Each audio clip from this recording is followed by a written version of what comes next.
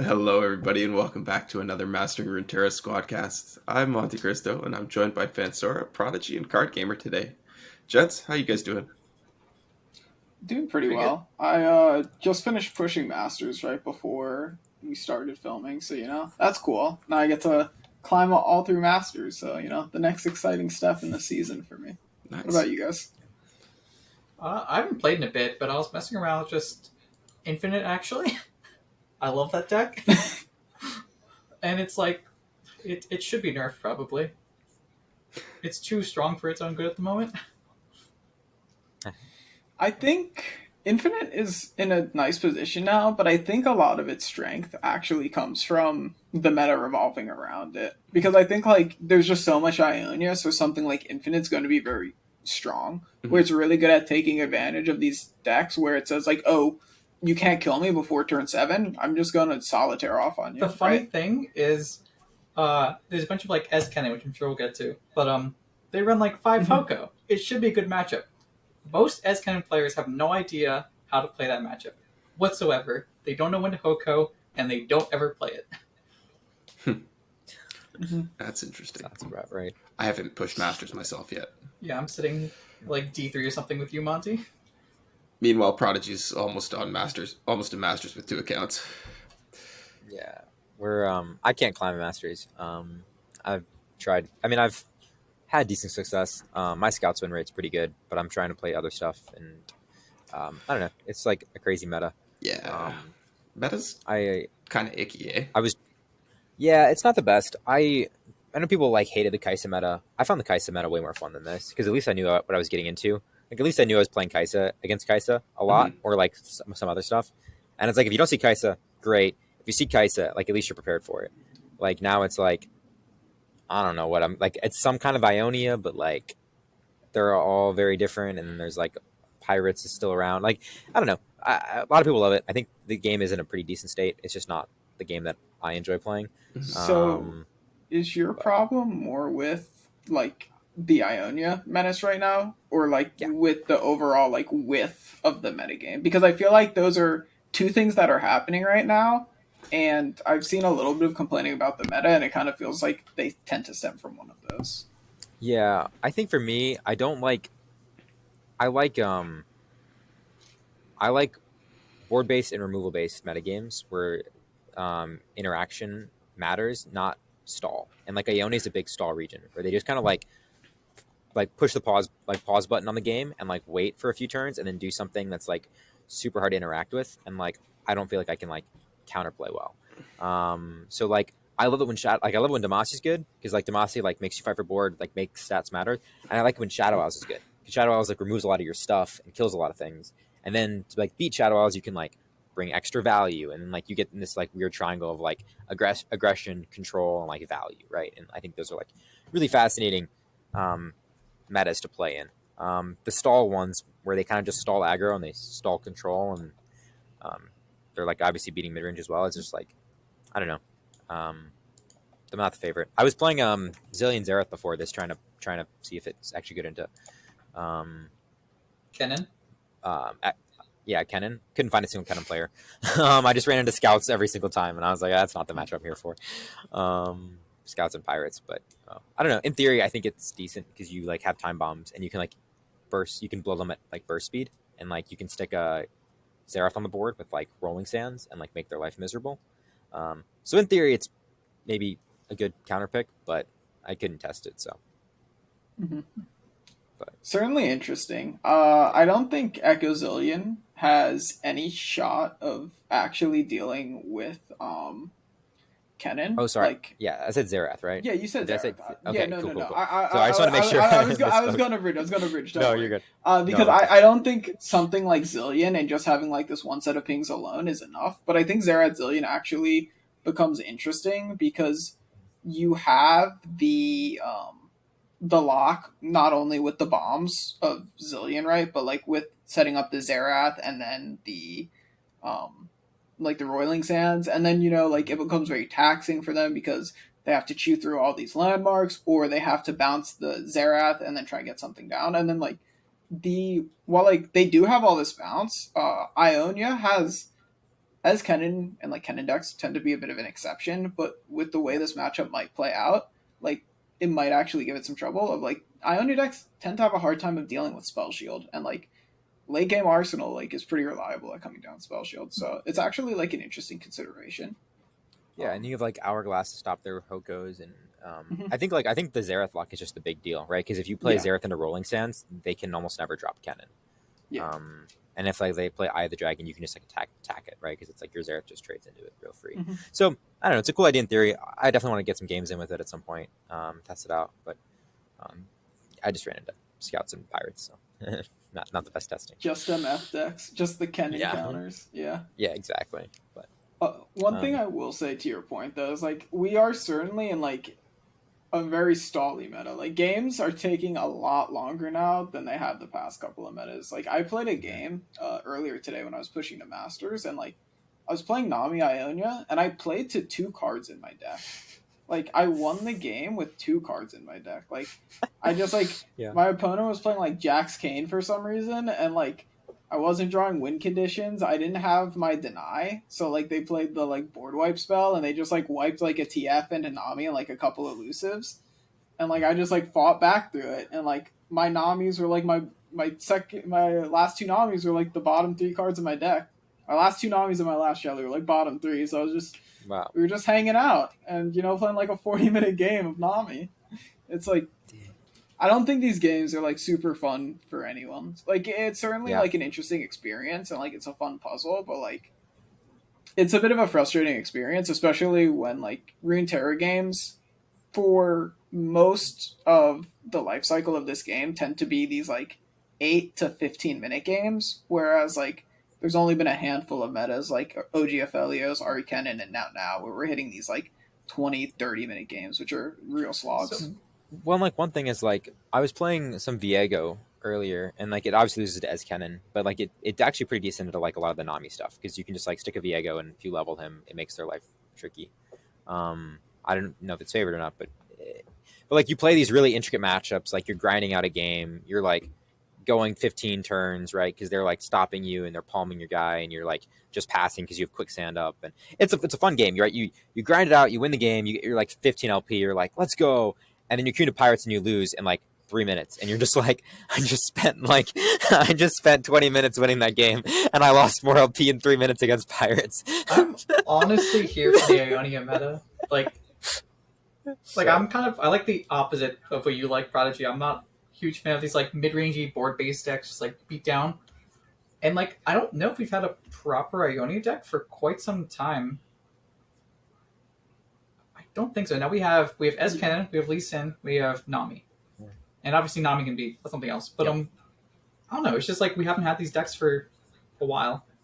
You could argue like certain Shroom decks probably fit a similar niche. Like Viego does it a little bit. It's not quite the same, but like there's some stally Shroomy decks just because Shroom is good at everything. But we haven't had like Ionia decks. Shurima stalls in a very different way, I would say. Yeah. Well, not very different, but like the play style is certainly different. Yeah, and I don't have a problem with the other 2 Ionia decks. It's just the Kennen Ezreal, I think, that like gets me. I think all of the Ionia decks are a little bit problematic because I think the support Ionia got this set was a little bit pushed, and I think as Kennen is extremely problematic because like Kennen 3 damage marks are not legal. Like, look, I'm gonna be playing it, and I'm gonna be. I accidentally muted myself by my spacebar. I'm gonna be playing it, and I'm gonna be getting the LP, but like that it is not okay. Like it kills MF, Caitlyn, Aphelios, Echo, Broadwing. Like it kills everything. It doesn't I kill really combat underestimated it. True. Combat goes base. We'll get the timelines eventually. We'll get the timelines. Oh yeah, we'll get the timelines because I started a shitstorm on Twitter today. Yeah, you did. But I do think cards like Messiah and Disciple, the 1 mana elusive that becomes the 2 mana draw spell, and Momentous Choice, the like 1 mana twin that's like 2 spell procs, which does insane things for like Eye of the Dragon and Akshan and Lee, and Hookmaster. I think all of these cards are like insanely powerful cards, and like giving all of these cards to Ionia, which is like a region where we can say like, yeah, sure, it was too weak before. It's a region that's like very teetering on balance, and when you give them like 3 of these powerful tools, I feel like we need to take something from them, or we need to inject a lot more power in the game in other regions. Real quick, again. to be fair, Kennen Ezreal does not play any of the new cards. No, it's because Kennen 3 damage mark is not legal. Yep. It is illegal. You do collect things. And what they did is they pushed equipment really hard. So I think the reason Kennen Ezreal was like better because like last patch, Kennen Ezreal wasn't that like it was good, but it wasn't like it's dominating, which unchanged was still, between like, the last best patch deck. and now. Well, yeah. right. Well, Kaisa like- and Pirates, which were the 2 best decks, I actually think both of those decks were favored into like Kennen, or were like 50, like very hard I think matchups. Kaiso's And like close to Kennen's even. a very hard deck that took. I think people Kaiso was close to even, Yeah. So- and then Pirates was very much like 35. I played that matchup, like, we scrimmed this matchup a lot, because I almost brought Kennen to Seasonals, and, like, I played, like, Floppy and P-Tash brought it to Seasonals, and, like, they scrimmed it a lot. We decided that Kennen only actually wins that matchup with Godwillow hands. You can't really win that matchup without a Godwillow hand if Kaisa, like, plays the video game. Like, if Kaisa has, like, a clunky hand, like, you'll get there, but, like, if they're doing Kaisa things, you have to Godwillow your Kennen on, like, their first, like, 3 or 4 attack token, or you're probably just losing that game. Yeah, when I was playing against him in the seasonals, like if I drew a Void Blaster and I evolved on 4, like you're hitting him for so much damage with that Void Blaster that you can run the game out pretty quick. Yeah, I think if they have like the early Willow and they have like the flipped Kennen on 5, like they can really fight back against you, right? But like that's a very specific hand they need to be able to counteract what Kaisa's doing. I do think the 3 damage marks is a big reason why it had a fighting chance, because 3 damage hits so many breakpoints. You have Void Blaster, Kaisa, and Bel'Veth the Elder. Mm-hmm. Broadwing too. I mean, that's the entirety of why the deck is good, right? Because like the deck existed for a small amount of time with 6 proc Ezreal and play cast change. Mm-hmm. But the deck wasn't that good. No, the reason why that deck was good was didn't have old Godwillow and old Wayfinder. Yeah, I'm talking about right after the play cast change when Ezreal was 6. That small amount of time, the deck existed and it wasn't very good. Because like so much of the power is in the 3 damage mark. And like the deck also benefits a bit, right? Because Kennen is good at bullying these little bit slower board-based decks, like Timeline, which originally shaped the meta at the beginning of the patch, and it's also it's a very good Ionia deck at beating other Ionia decks. Like Lee Sin is horrible at killing this deck, and like Nami cannot clock it fast enough, and like same with equipment, right? Kill you. Like they push all the equipment stuff, and equipment is all about giving keywords to units, right, and replaying effects and forging. Like the forge archetype is never going to see the light of day, while like Ionia is like sitting around, right? Yeah. And so they pushed all these decks. They pushed the self slay stuff, right? The Shadow Isle stuff, and all these archetypes kind of got help, and they all got stronger, which means they beat out the competition, which then by proxy makes us kind of better. I am so surprised nobody's gone ahead and added me for my opinion, because if you go back and you watch a couple Squadcasts ago when we were talking about that Kennen change, I was like, it's not going to do anything. What's the difference? Yeah, I was there saying before that Kennen was semi-viable on ladder, and everyone kept telling me I was trolling, and I was like, I keep running into it, and it keeps doing decent. Yeah, but we're selling it as a Kaisa counter. It's because like ironic considering what we just discussed. All the fast here's the one thing I'll say. Like we're out of like these like super fast mid-range decks, like original Kaisa and stuff, and now everyone's playing like Nasus and like Viego or something, and like this is where Kennen shines because they have time to set up. They have time to like stun your one big guy and then move on.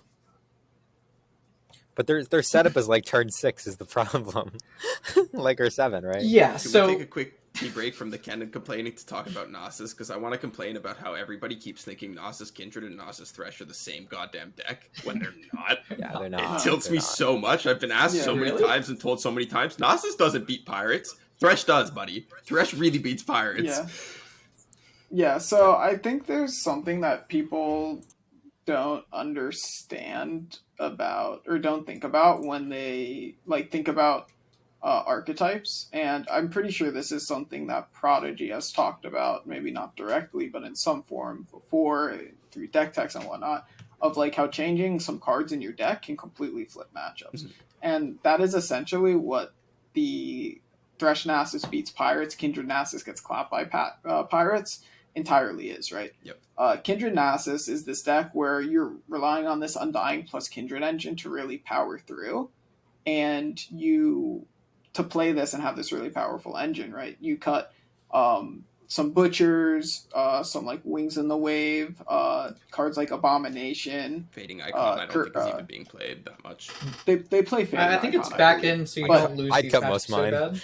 Yeah. Yeah. But it's like it's a lot leaner on the units, and they don't run as many of these like free units, right? Mhm. Units where it's like, 0 mana slay a unit, and like we make a unit like Curse Keeper, right? Is like insane against aggro. Or I don't- Caretaker. It's just Yeah, Caretaker, Kindred doesn't right? have units that trade well. You can't trade Undying because they're not going to block it and you can't block it. Mhm. You can't trade Kindred unless you're just going to lose the game if you trade Kindred against Pirates. Well, you can't even play Kindred against Pirates because you play Kindred and it just Sermon. gets hit with Riptide Sermon. Like, Mhm. Thresh survives a Sermon. Yeah. And I think this like ties into the strength, the strength of like Slay and Nasus right now as an archetype, where it's this extremely flexible deck where it can really have whatever table you need it to have to like fit the environment or the field you're in. Mhm. And I think because of that, like even in this Ionia meta, I think Nasus will be like maybe not a meta pillar, but it will be a relevant part of the meta Mhm. for this entire patch. Yeah, Which one do you think is better?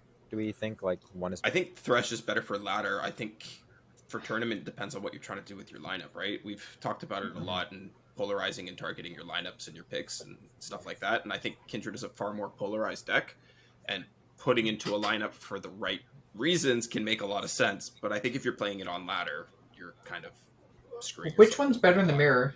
Because I'm gonna tell you Kindred. Thresh because that's what I've played the most of, and I don't think I've lost that mirror yet, but I think it's probably Kindred, to be honest. That was Kindred my is disgusting reaction. in the mirror. Yeah.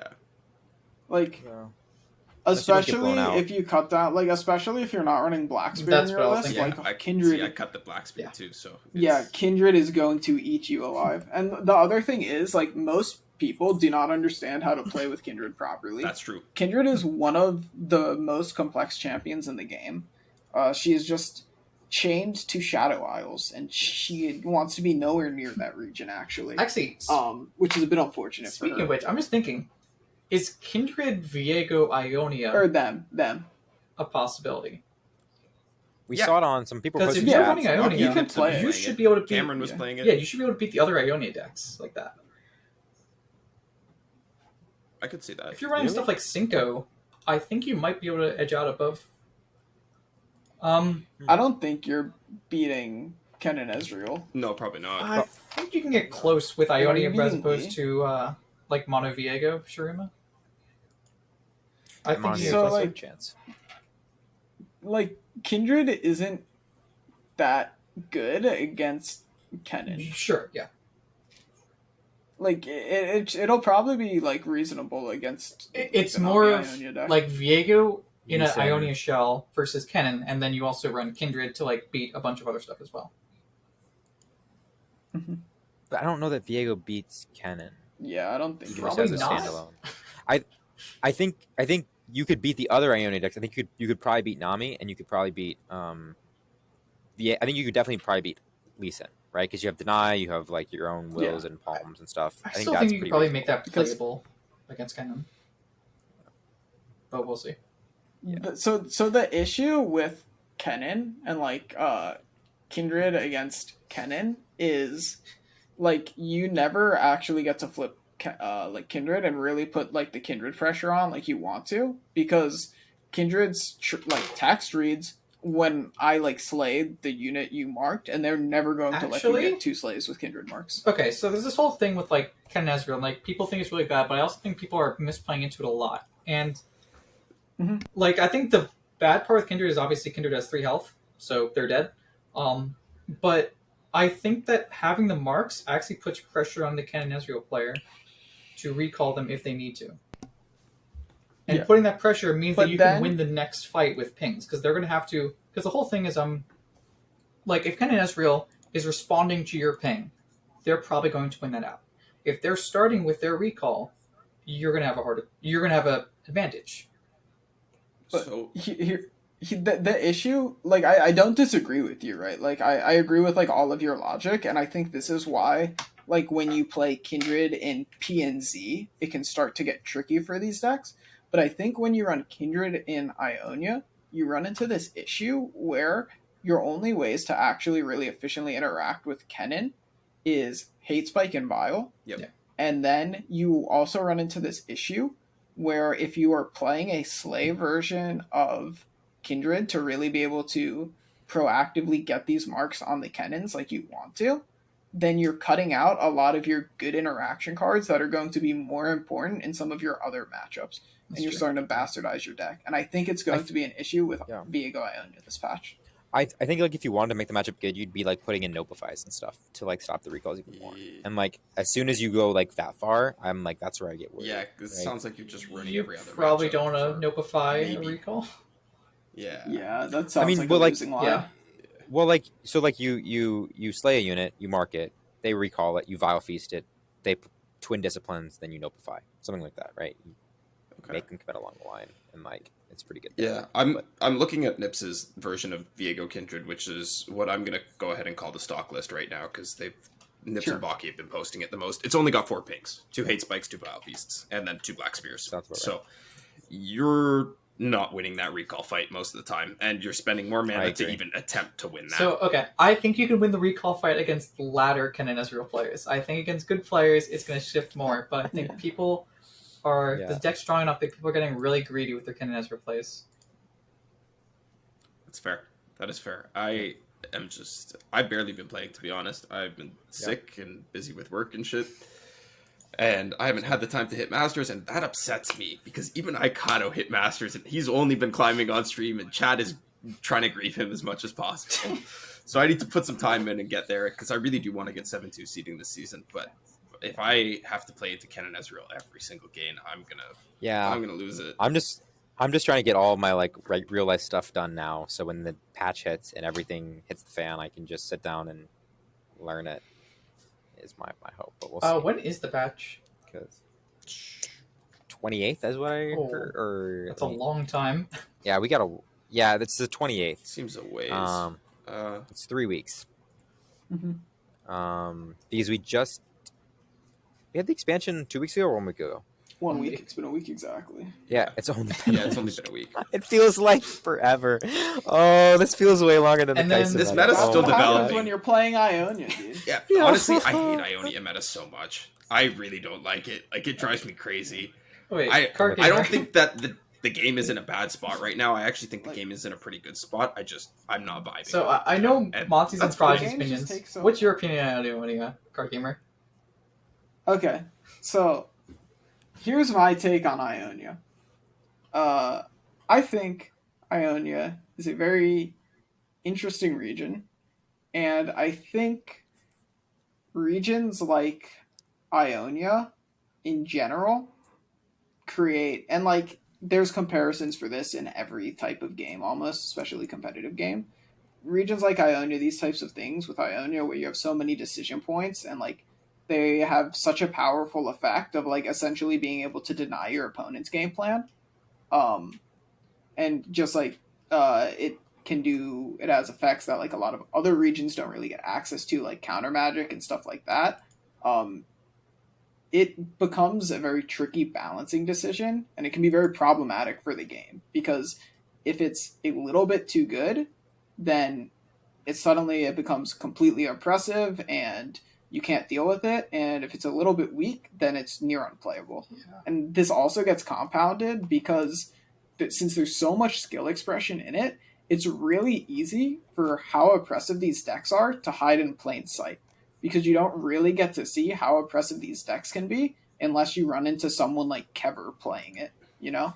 And I think all of this makes Ionia metas really toxic and difficult to play for a long period of time. I do think there's a problem. That being said, as a region, I do like Ionia a lot, and I think it provides really interesting game states, and I think if I think back to games playing Legends of Runeterra, a lot of my most interesting games are played out against Ionia. So I do like when it is relevant, but I think it feels bad when it's like by far the best thing in the meta, like it is right now, like it was with Ari Kennen.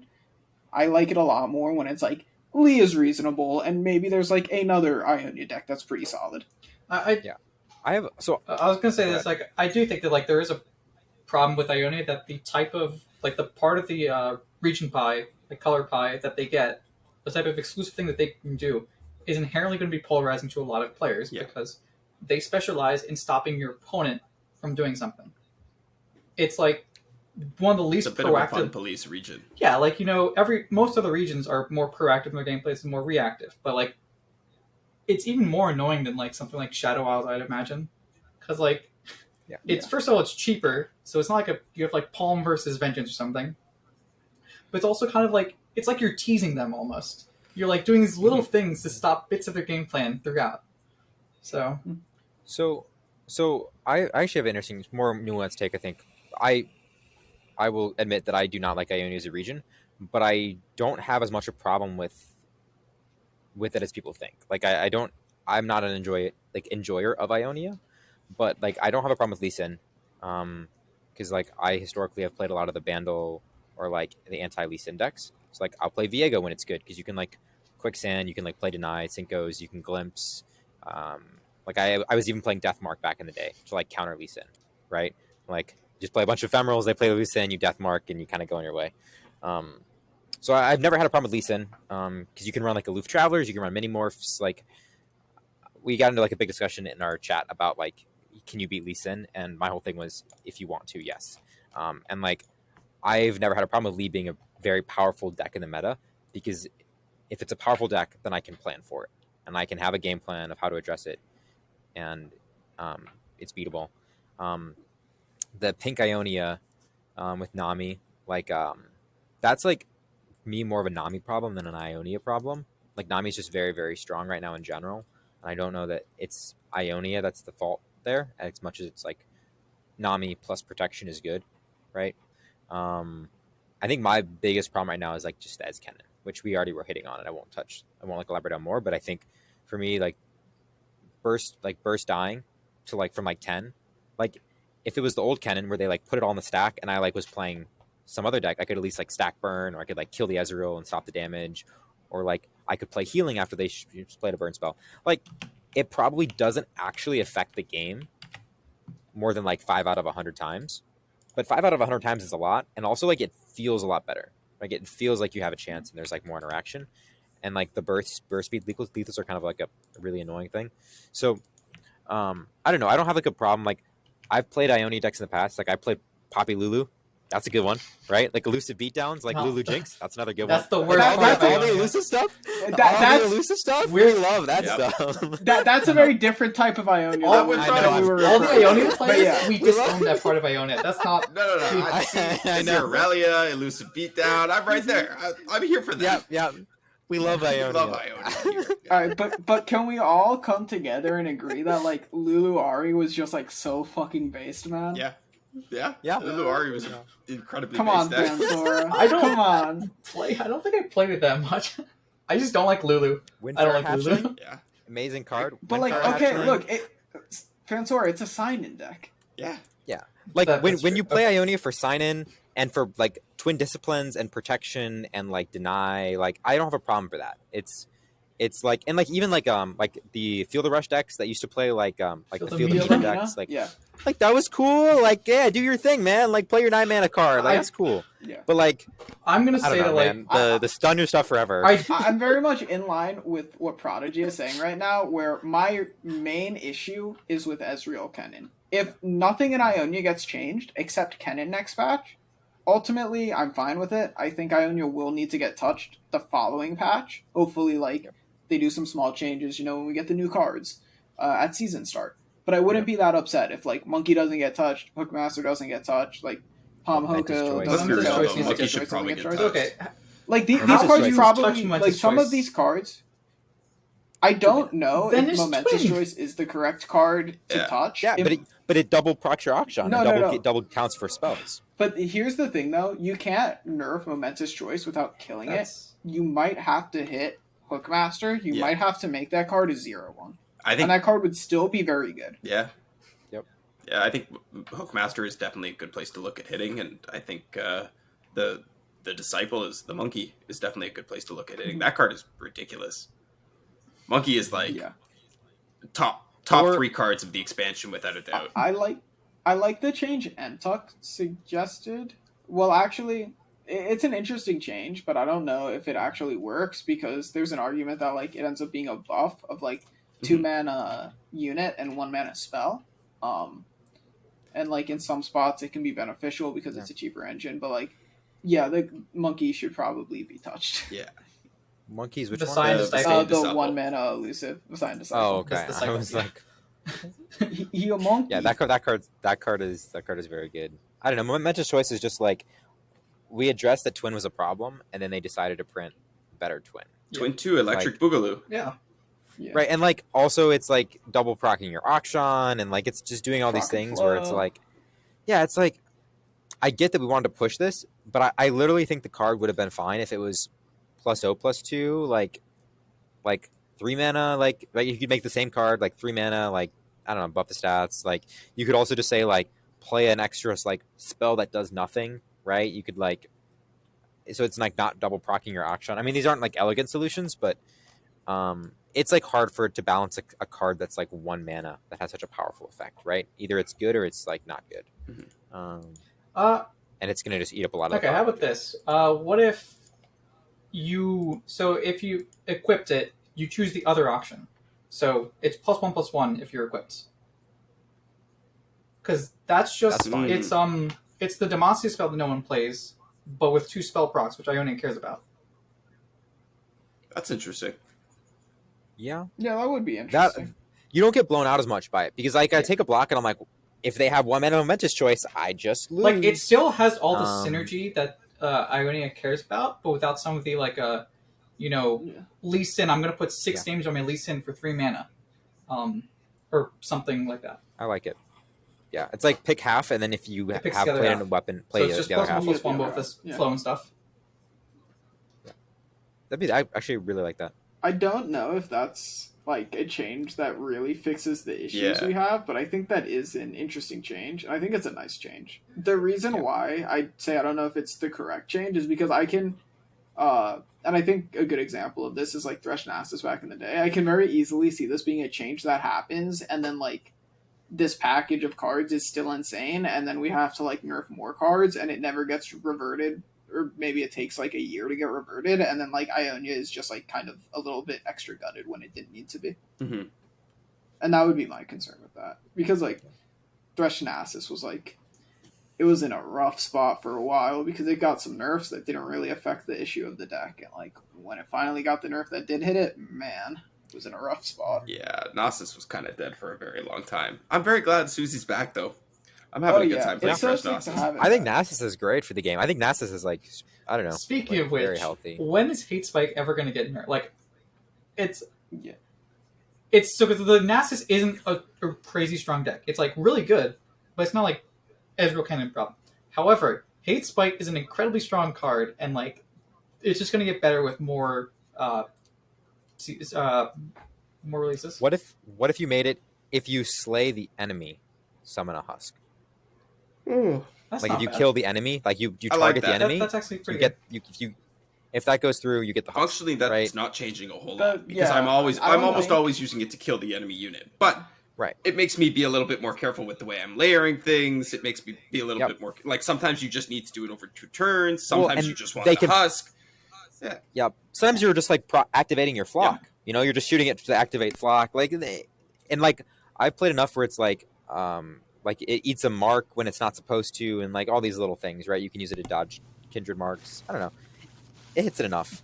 Yeah, I think I that's a cute think- fix. I think Hate Spike is a really important card for SI to have right now. And I think, while maybe it is a little bit too strong, you could say, I think without that card, SI is an extremely irrelevant region. Oh, right it now. is definitely holding some of Um, these decks together, but I'm saying like eventually down the line, there's going to get new cards. It's going to be too strong. I feel like Hate Spike's going to be one of the first ones to go because it's just so incredibly efficient with what Well, SI's trying to do.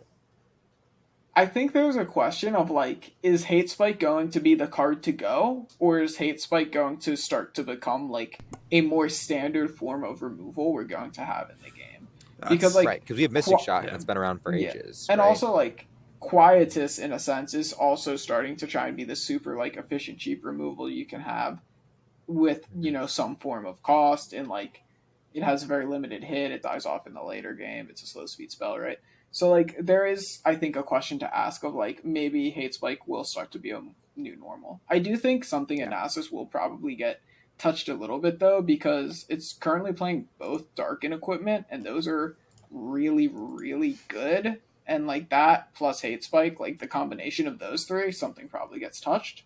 I would just hope it isn't Hate Spike, because I think the equipment is like way more pushed than Hate I gotta Spike. say, And I think the Undying stuff. I is cool. didn't believe the hype with the Bloodletters until I played it, and now I understand it. Dude, it's just Lost Soul. Yeah, They gave it's Shurima straight up Lost Lost Soul. Soul, like 2.0. Dude, It's and ridiculous. like if you're playing the Kindred version and you have Undying, like you're just playing 6 Lost Souls in your deck. Like, cool. And you're also like activating any heedless resurrection. So like I just put that in my Viego lists, and then I just slap 3 resurrections in there, and I'm getting 2 Viegos on the field a lot. Mm-hmm. Like I just let the first one die, just send it in, and then I play double resurrection on 6, and then my opponent concedes, and it feels amazing. Yeah. Uh, I'm gonna go ahead and take full credit for the Nasus Thresh list running around out there. The double weapon and the Nasus Congratulations. Thresh list. I'm taking credit for that. Wait, what's your weapon split? I am on 2 Bloodletters, 1 Halberd. Okay. I think Okay, I'm the split. Kindred lists are even 2 and 2 for the most part, which I'm I 2-1. think it's I'm- correct for the yeah. Kindred list to be on more of the Halberd and less of the Bloodletters. But I think the Thresh versions just need the fodder off of Bloodletters. And I've had games where I haven't drawn Nasus, I haven't drawn Thresh, and it's just Solani beatdown now. Deal with it. Yep. The card's good. Yep. Card is really good. Also, I'm really sad I had to put Rite of Negation back in my deck because we're in Ionia meta. If you guys have listened to me talk about Nasus before, I will tell you over and over and over again that you don't need Rite of Negation on ladder, but we're in Ionia meta. You need Rite of Negation on ladder right now. It's really sad. Oh well. But timelines. I was gonna Oh, say we right. need to get to the boogeyman, the Twitter. Oh yeah. So I started a bit of a shitstorm today because I was looking at stats for my article, like I do every week when I'm writing this lineup article, and timelines is not beating anything.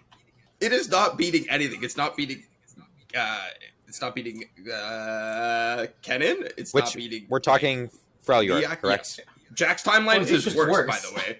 It's straight Whoa, up guys, so worse. the guy was rank 1 for like 2 days at like 400 and something LP with Jack's lines. Yeah. So I don't know if it was, but he's down now. It's just worse statistically. I'm not saying the decks are bad, because I personally believe the decks No. are good, and we've talked before about how we all think stats are kind of flawed, particularly in this game. But the stats are just not good on timelines right now. The deck isn't beating anything except Darkness and FTR, which it always loses beats. to Ionia. No, Monte, I don't know why you're spreading this fake news. You clearly posted on Twitter. There's like 20 decks that it beats, you know. Stuff Yeah. like Bandletree, stuff like Yeah.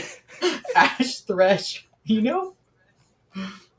Yeah, it's beating Ash Thresh, Evelyn Nora, Bandletree, Elise Nora, Jack Sword, Akshan Cade. With all these huge These sample are real sizes, decks. you know? Barn Nora, come on. Barn Nora's a menace. I think there's a relevant point though that Broken Ball brought up on Twitter, Yeah. which is because of how like much raw power timelines had and how like prevalent it was the first few days, the meta worked very hard to be decks that made sure they could play into timelines and didn't just like fold to Aloofs and Buried in Ice and that's there. Because this was the one deck that we knew coming into this. This got buffed. Was going to be strong. Yeah. Yeah, Like it was really good, hard. and then it got buffed. And yeah, and I think the main issue with timelines right now and why people are complaining so much about it is the deck just feels so oppressive to play against, and it creates a lot of non-games with like the addition of Improvise and like weapons being so powerful. Like the Improvise mechanic was balanced a lot around being put on really weak units. Like Hookmaster is a 1/1, and like earlier I said, I think that card should be a 0/1.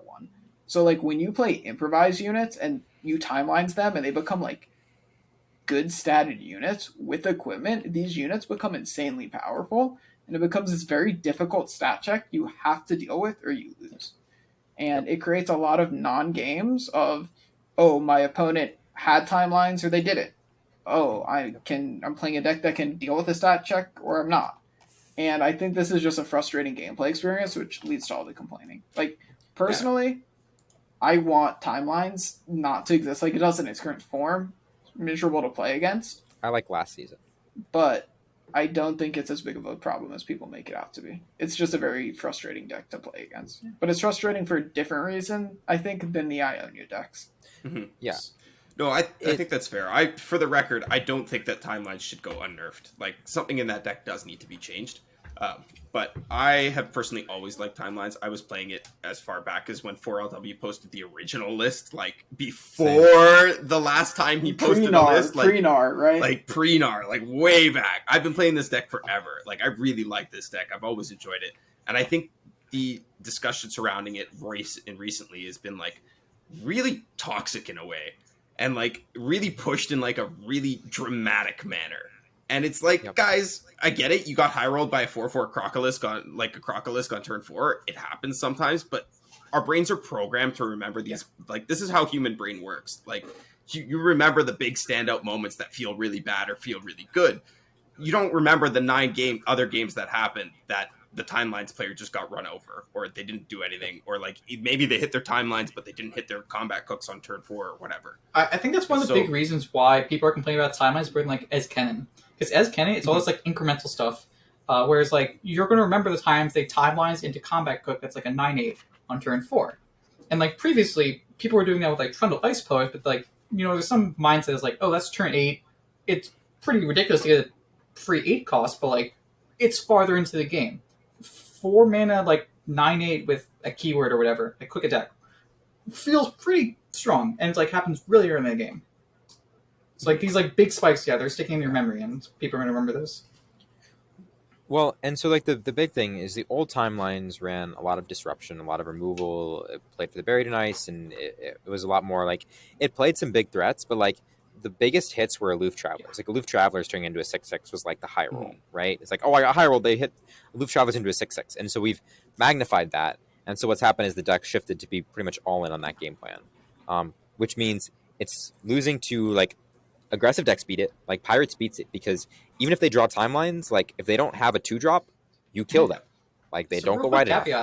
Pirates beats it because people are started playing these like much more greedier stuff. Because originally we were running, so like you and me, we were running 3 Kindly Tavern Keeper for seasonals, and we could beat Pirates at that. Yep. And Caitlyn, Static Shocks, and Caitlyn, like it was a mid range, like but aired on a bunch of control tools and stuff.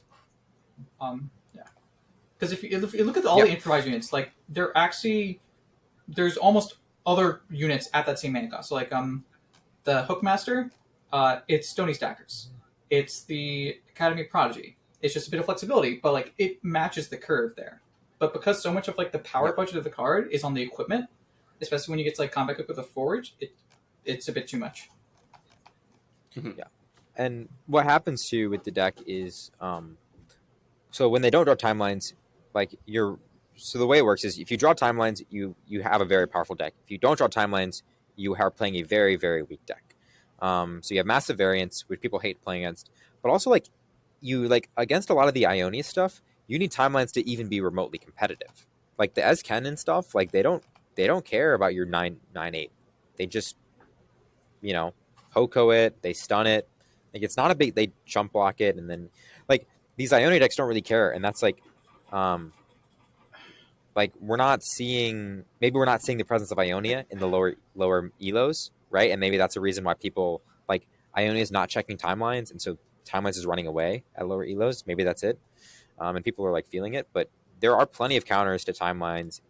I do think it does need to get touched. I'm not sure what the elegant solution is. I would advocate for like 3 mana burst speed or something, so it slows you down. You're not like playing it on 1 into like 2 and 3. You're like holding it in your hand, right? And like maybe playing it on 4. I don't think timelines itself needs a nerf. I think other cards in that deck need to be adjusted, or the way it functions with other cards. The one problem with that is, how do you touch those cards without hurting like Jax or Ornn, which are like, those don't have a deck right now, but if you touch these cards to nerf timelines, they're really not going to have a deck. I said if you transform, just the equipment comes back to hand if you transform. That's an interesting way to do it. I don't think that's a bad call either. I think that could be very reasonable. You then have to go and spend 2 more additional mana to re-equip something, and you're passing up an action. Is that the perfect solution? I don't know. MTux suggested that the transform effect happens the moment the unit hits the board, so you're losing play effect functionality basically, or at least improvise functionality. I don't like that. It's inconsistent. I don't like that much either, because that's kind of the whole point of the deck, right? Like Aloof Travelers, like all these cards, right? They all have to say when I'm summoned. Yeah. Would you change Revna too, so the stats don't stay when it transforms? And now I saw somebody suggest that. I don't like that. No, you just you get the new unit stats. You transform into your 6/6, and then it gives everything else in your deck 6/6 stats. That's a great idea. We move the power budget to 2 turns later and call it a day, guys. I think the weapon falls off when transforms change sounds good for the most part. My main concern with that change, and I think that's the best change I've heard so far, but my main concern with that change is just now mini-morph is a lot better against weapons, right? Because you mini-morph the thing and the weapon falls off, because mini-morph is a transform. That's a general I think that'd be great. I think that'd actually be really healthy, though. Like, wouldn't that be healthy? Okay, so maybe we say that's how we want mini-morph to work with it, but like, attach as well. So it would have to, right? Because they're functionally the same. Yeah. I think that'd be cool. Yo, Lulu buff when we lose like it just temporarily removes something, and you can replay it, right? It's not gone, but it just like pops it off, like a recall effect, where it's like, hey, your unit's not the unit anymore. It's been transformed. You get the thing back. I don't know. I like mini-morph is like on that fringe of playability. I think it's a really it's kind of toxic, but I also think it's kind of healthy. I think like it checks things well. I actually think mini-morph is really healthy for the game. Thank you, Monty. That's what I think. agree. I think it's actually really healthy. And I think the narrative that mini-morph is toxic was pushed by a certain somebody who I'm very glad is no longer in our community whatsoever.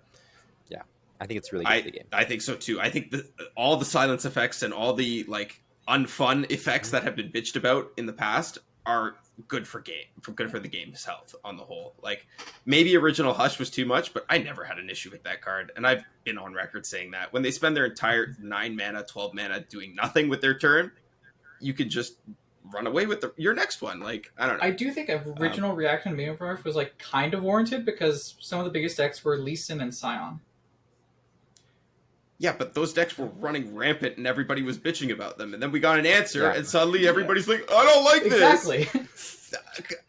Come on. I never had a problem with it. It's like you're paying like mini-morph Scion. It's like, I still have a 3/3. I'm still playing Lost Souls. I still have like 15 points of burn. Like we're okay, you know, like. The reason why I think mini-morph is such a healthy card is because it is a way to answer these cards that would normally beat traditional forms of interaction, like Scion, like Lee Sin. However, if you do have to use it as a traditional form of interaction against decks that don't care, that do care about your interaction and like would normally just like say okay if you throw vengeance at them, it's so bad because when you're playing like a slower removal, like control-y type deck where you're generally running things like mini-morphs or vengeances, managing board and staying on board is really important. And spending 6 mana to give your opponent a 3/3 is not what you want to be doing. Like, yeah, it's good if you're removing a lot of stats or keywords, but like you really want to just be getting that thing off the board if you can. And playing like mini-morph into Scouts. Yeah, like having to mini-morph a misfortune as opposed to like vengeancing a misfortune is so backbreaking. Yep. Which I think that's why it's like a good card, right? Because it like exactly. It has a payoff. It's like a very powerful card, and it gives us an answer to things that need answers in the game. But it doesn't just run away as this broken removal against everything. Because like if you have to use a mini-morph as your removal against scouts, you probably can't really win that game. But yeah. So buff it a little bit, make it pop the equipment off, so it stops the Lee Sin kick from, overwhelming and everything. Yeah, I don't hate that. Because like, Yeah, I mean, It's something you would have to things- play test, right? And like, if Yeah. it feels really bad, then it's not something you push through. But if it fits I a mean, reasonable change after play testing, It feels like I think it's it's hard to reasonable. play test though, because like the weather feels really bad depends a lot on the play rates of the decks. Like It's true. it's always going to feel bad in the head-to-head matchup, but whether it's going to be good for the game as a whole matters. Like who's playing what decks and how often, right? So they've come on record that they've saying that they want to shake up the metagame, right? Like that's what they've said. They want to bring down the power level and they want to shake up the metagame and like make new things. Like, and I think like a change like this would have a lot of implications and it'd be really interesting to see what transform effects like how like what things change, right? I don't know. It'd be pretty neat to see. It would obviously help the timeline situation, and I think it would be like a pseudo buff against like pseudo buff for mini-morph and like hurt lead. It's just a problem because like you're basically saying Ornn decks just aren't going to ever exist if you're like changing timelines in some ways and then you're adding mini-morph stuff. I feel like Ornn could exist in a different setting. I think Ornn is fine, to be honest. I think Ornn is a little weak, but I think a part of it is like Ionia is so dominant and there's a lot of removal. Like you could make Ornn 6 mana and be a 3/3. I think it's like entirely meta position that's keeping Ornn out right Okay. now. Yeah. I don't think Ornn is weak as a champion. I think Ornn feels quite good in my timelines deck. I still have him there, but I'm a weird one for that. So Would you play a 7-mana It's just like Tryndamere Freljord. in timelines? Yeah. I'd consider it. yeah, I consider would. it. I would play 7 mana Probably. Tryndamere in timelines. I'd probably play Yeah, 2. because we need a 7-drop. Yeah, I just I'd play think 1. Ornn is way too slow for like where constructed Runeterra is at the moment. Like I I agree. think I brought it up when Ornn originally came out and we talked about it, or we originally talked about it. Is like Ornn would be an insanely good card in like expeditions or like whatever like future draft mode we're getting in these like game states where like things drag out and they're really dirtily and like stats on board like really matter. And like in limited type formats where the power level is lower and people aren't as able to create win cons that ignore the board, stuff like Ornn becomes a lot more powerful. Just a lot less like spell slinging meta. Yeah, I mean, Yeah. well, duplicating weapons is when duplicating weapons is good, but like we're not in a meta where like if you're making it to turn 8 or 9, like your stats on board probably aren't mattering. There's just right? more powerful Like, people are stuff you winning could the be game. doing. Right, there's more powerful stuff. I just think like I think he needs to come down a little bit earlier, or I don't know, he needs to like have a overwhelm as a base. Like there just needs to be like some way to like get him through. I don't know. He just seems like definitely weak as a finisher, and he it's what he is, right? He's a 7-mana finisher. I think Freljord also as a region is a little weak as like finishing the game. Like we have buried and Ice hit that stairs combo. Feel the rush, but like- you can't play that right now because of all the Ionia. Feel the Rush. And like even Feel the Rush though, like it's a good finisher, but it's not like it's even guaranteed, right? Like and it's a 12-mana finisher. Like niche, and you do have ramps, so it's like not as bad. Saying like 12-mana finisher of failure is a true. lot easier than 12-mana finisher in like Shadawx, let's say. but I guess you're right there. Mid-range failure doesn't have a way to convert their to make their stats matter on board. Sure. Right? Like Ash LeBlanc still is on a deck. Anything mid-range failure, it is just not existing. Ash Thresh is like kind of real though. That is the one thing that Bizarre. is kind of interesting. So I'm not sure what my thoughts are. I don't understand the synergy there. Why are you putting Thresh and Ash? Just the free Well, pull Ash and Thresh is a good it's- challenger unit. It's a good challenger unit. You get the freeze, so like freezing and free challenges are obviously good. And like you play Shadow Owls, you get the zombies. And also if you ever flip Thresh and you get 2 Ash attacks on a turn, It's kind of spooky. Sure, also, that's like you're fine with your Ash dying in this deck because it's like your Kindler Harrowing deck. Like the thing this deck does and like it's famous for is like it trades down with you a bunch. It gives up their Ashes. It sacks board. And then it plays like this Harrowing and like 3 or 4 Ashes pop out and you can't block. That honestly sounds a lot like Red Gwen. Yeah, but worse. Yeah. it plays very similar. It's they're kind of close. Yep. It's a good Yeah. comparison. You could play Red Gwen and you could play Thresh Ash. Yeah. Honestly, Yeah, that sounds yeah. like an interesting lineup idea. We Thanks, Prodigy. we solved we solved It's like we a sort solved of the thing metagame. where, guys. like, What if instead of being an powerful, like kind of orthogonal, like tempo aggro deck, we just play like a really shitty mid range deck? Yeah. Sounds good.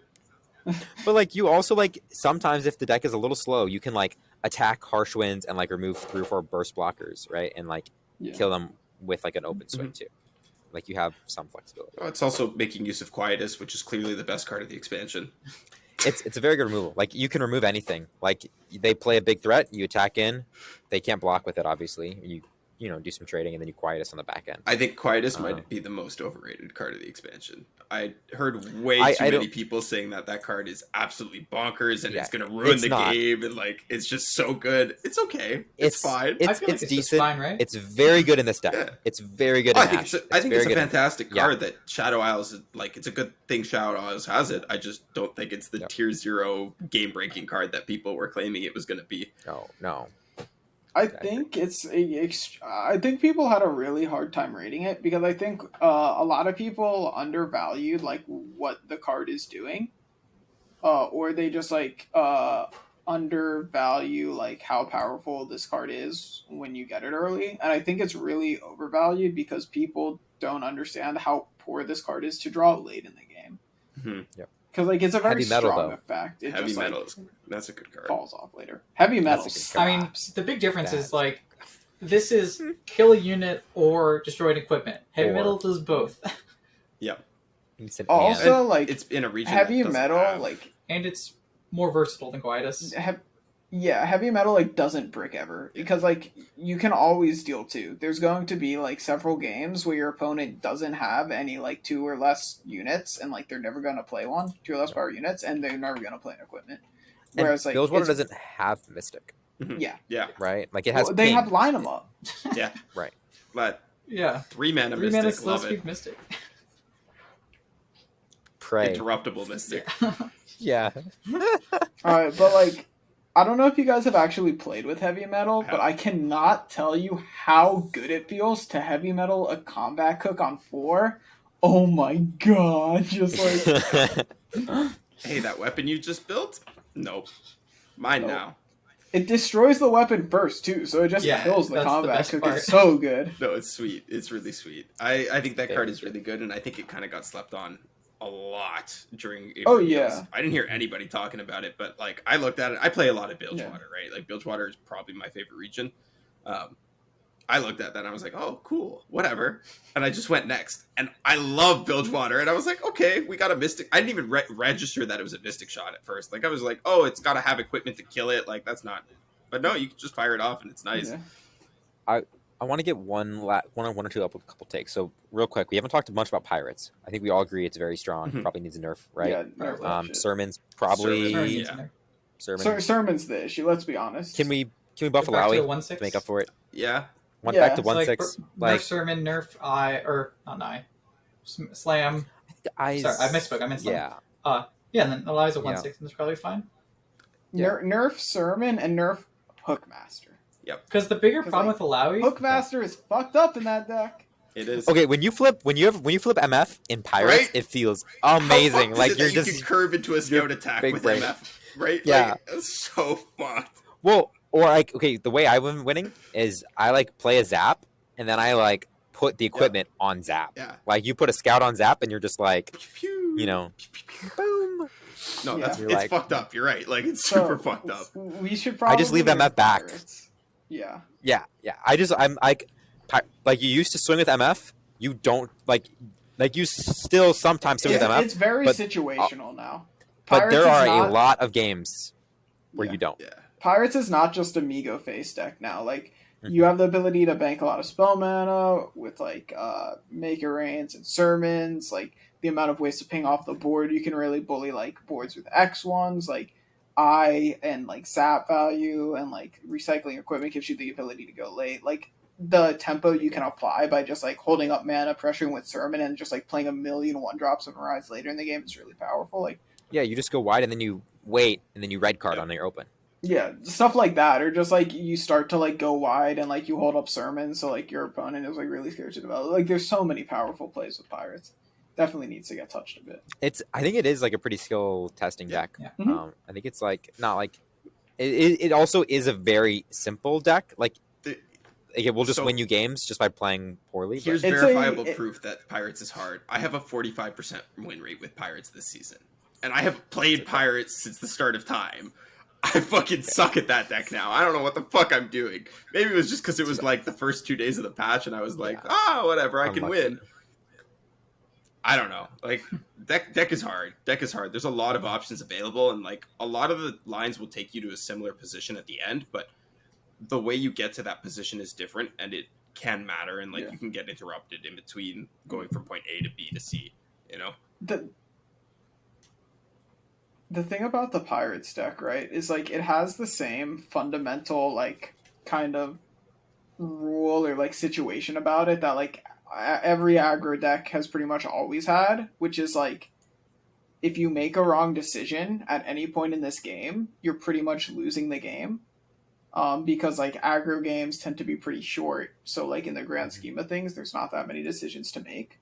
But with the way Pirates constructs itself now, and access to cards like Sermon and and like playing like Make It Rains, which have been back in the deck again, but for a little bit was out. But like having access to all of these cards and TFs, like you have so many more decision points than you used to have, but it's still like a lot of the same rule where like any one mistake, you're going to lose so many points. Whereas like when you're playing Ionia, like there will be some mistakes where if you make some positions where if you make the wrong decision, the game completely topples. Like most decisions playing Pirates will.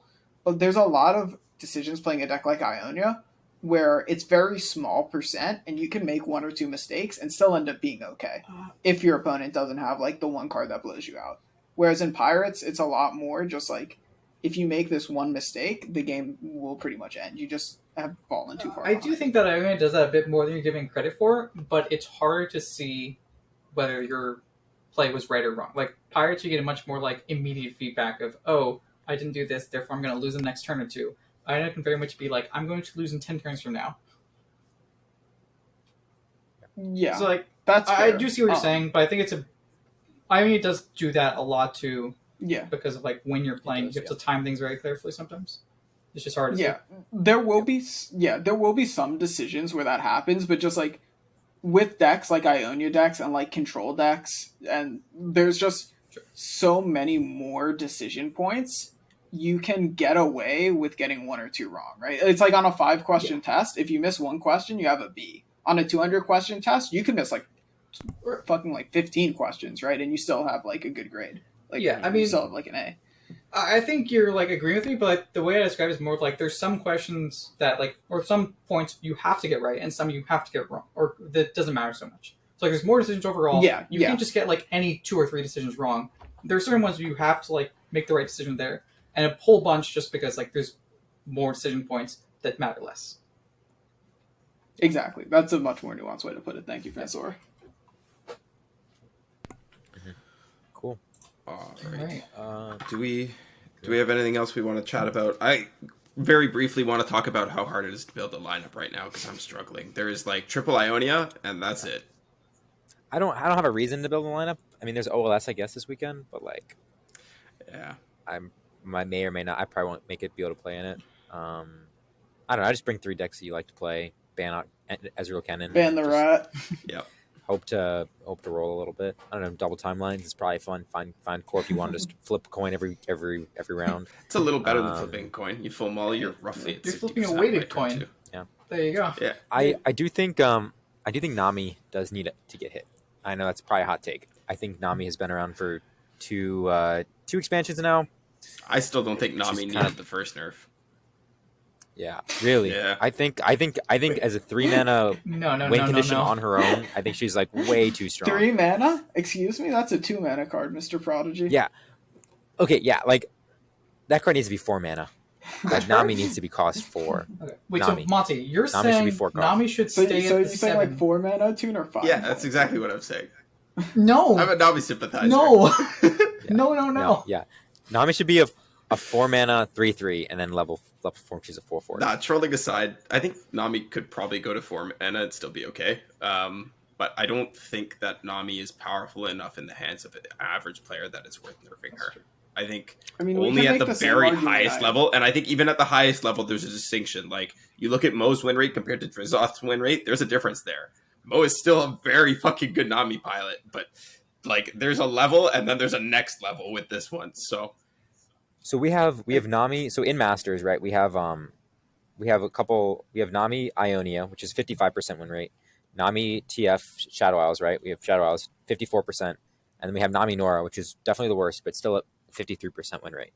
And like, that's a lot. Yeah, like they have, I don't know. Nami, like it's holding up 3 archetypes by itself. Nami is strong enough to carry a Nora Shellfolk deck in the Year of Our Lord 2022. Like, the card is maybe a little bit strong. Yeah. Like, and it's not even that, like, the engines are just crazy, right? Like, I have to like hold my thermo beam the entire game and then like hope there's not a second Nami, right? Like, I can't. It's just like very hard to interact because like you've got Namis and you also have Shelly. I think Shelly's like a very, very powerful card in those kind of decks. Nami kind of parallels Kai'Sa in terms of like the must-kill cards, and obviously it's easier to kill Nami than Kai'Sa cards, but it's still like, if you don't kill it, you're going to lose this turn or the next. Well, like, so is it though? Because like you try to kill Nami, think it depends. Half the time when you try and kill Nami, you die. Sure, that too. That's why Nami is like so much more messed up, and Nami is so much cheaper, and like Nami, you get your value out of Nami. Like, if you're playing Nami properly, like even against a deck that's removing her on site, like you have someone with a board set up and you have spells bank that like, even if they remove Nami, you're still advancing your game plan and you're not that far behind. And like, if you have set things up properly, you have made it more awkward for your opponent to remove this Nami than it is for you to have your Nami removed. And I think like the amount of autonomy Nami can have when like the hands are reasonable is like really scary. And I do see your point you were making, Monty, about like it is only a problem in like a few players' hands, but I think we can make that same argument for like Ionia and things like Lee Sin, and like eventually it will become a problem. The question is like, does it really have to happen now? I think that's fair. And maybe it does, maybe it doesn't. That's kind of for Riot to decide. That is fair. I am expecting a Nami nerf. I think they said they were going to buff it, and then they realized the Shadow's deck came out. It did well. They're like, oh, that's kind of cool. Did well for another season. They're like, oh, maybe we should keep an eye on this. And then now there's 3 Nami decks popping up. I think they're going to take a swing. I think definitely, given their like new patch philosophy of like measuring success in terms of how much it shakes things up, they're definitely going to hit it.